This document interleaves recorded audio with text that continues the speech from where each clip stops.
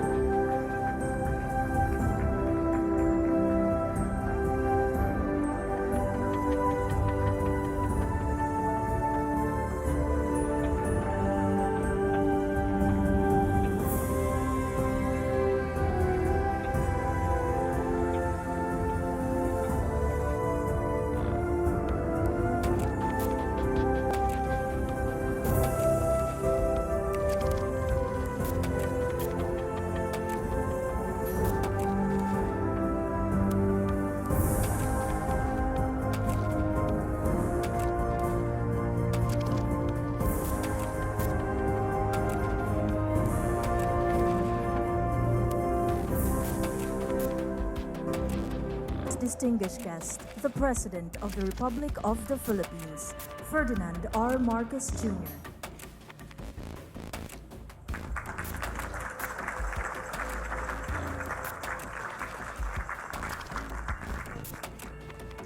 Senate President Francis Escudero, House Speaker Martin Romualdez, Secretary of Foreign Affairs Ricky Manalo, the Dean of the Diplomatic Corps and Apostolic Nuncio to the Philippines, His Excellency Archbishop Charles Brown, the Excellencies of the Diplomatic Corps, Executive Secretary Lucas Bersamin, the Honorable Members of the Cabinet here today, and of course the First Lady, Lisa Araneta Marcos, who is actually much more familiar to you than I am.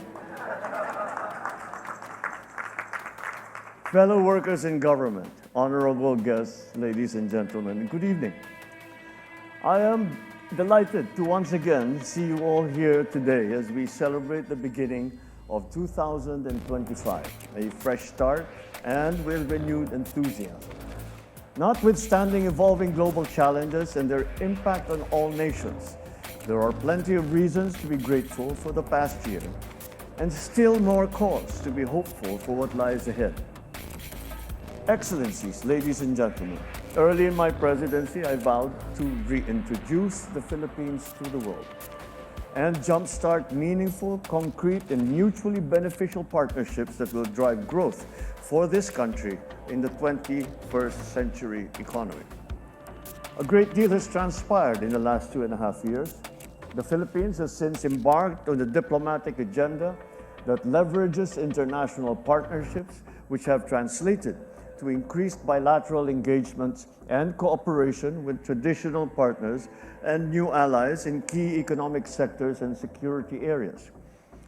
This has resulted in a vibrant exchange of high-level visits from many of your officials from your capitals, as well as several outgoing visits from the Philippines of Philippine officials from across many of our government agencies. Through our independent foreign policy, we have broadened and strengthened our diplomatic reach and engagements with the world. Last year, we opened 4 embassies in Europe and in Latin America. This year, we will be opening 4 more foreign service posts in North America, in Asia, and the Pacific. And by the end of 2025, we will have 102 posts, effectively widening our reach globally. We are poised to establish more down the road. We welcome the opening of some embassies in Manila in 2024, such as Bahrain and Slovenia, and are eager to welcome new foreign missions in the years to come, such as from Central Asia. Our continued pursuit of our constitutionally mandated independent foreign policy has also allowed us to function and flourish in a complex web of interactions with various international actors. Our foreign policy has always been to encourage peace and to foster cooperation, whilst also ensuring that international law is faithfully complied with and permeates all facets of relations amongst nations.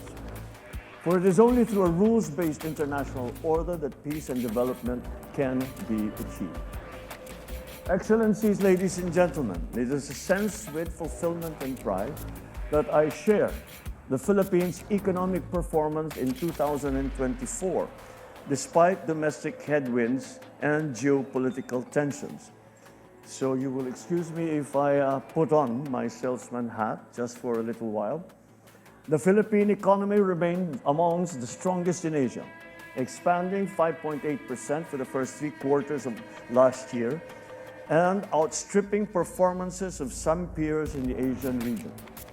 Our revenue collection for 2024 is about 4.42 trillion pesos, accounting for 16.7% of our GDP. And this is the highest figure in the last 27 years. The last time was 1997. With prudent and transparent debt management, the Philippines scored the highest in debt transparency amongst 50 countries, surveyed by the Institute of International Finance in 2024. The year 2024 also earned the Philippines its first ever credit rating upgrade of A-, with stable outlook from Rating and Investment Information, Inc., and an upgrade of outlook to positive from S&P Global Ratings, making the country more attractive to investors and helping to lower borrowing costs for government and for businesses. The unemployment rate has dropped to 4.0%, well below the full-year target range of 4.4 to 4.7%. And we owe this to the sustained strength of the country's labor market. I certainly hope that this trend will continue as it signals that there are more employment opportunities in the country. My dream remains that to be able to say that one day that we can say that overseas work is purely a matter of choice and not one of necessity. With strong macroeconomic fundamentals, we are confident that the country will be able to hit this year the GNI per capita range set for us by the World Bank to reach the upper middle income status country, coming off from an all-time high record registered in 2023 to the tune of $4,335 or 241,165 Philippine pesos. Looking forward, this government is committed to accelerating infrastructure investments, enhancing the ease of doing business, and boosting national competitiveness. These will support businesses, attract foreign investments, and spur higher economic growth. With a long history and a credible record of multilateral diplomacy, the Philippines is in a very strong position to take on more leadership roles that seek to advocate for consequential issues in the global agenda.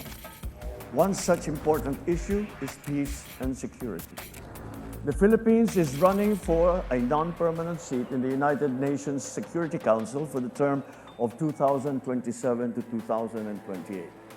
Our candidature stands on our rich experience in building peace, forging consensus, and finding new paths for cooperation. Nowhere is this best highlighted than in our unfaltering contribution to UN peacekeeping operations over the past 60 years, deploying over 14,000 troops in 21 UN peacekeeping operations and special political missions. Our candidature is consistent with our long-held view that we need to further strengthen multilateralism through efforts that will reform the Security Council and revitalize the General Assembly. I take this opportunity anew to convey to your respective governments our earnest request for your support to our UNSC bid, and we hope for your support when the time comes, when we are indeed sitting as a member of the Security Council. Finally, in closing, I would like to thank the members of the Diplomatic Corps for being able partners and for supporting the government in its various social and economic programs for the Filipino people.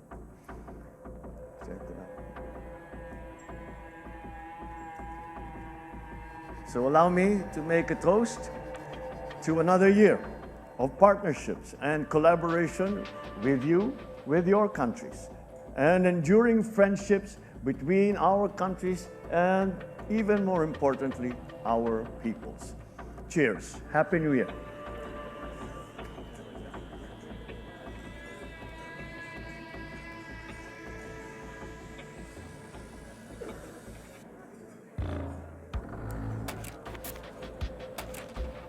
Thank you, Mr. President.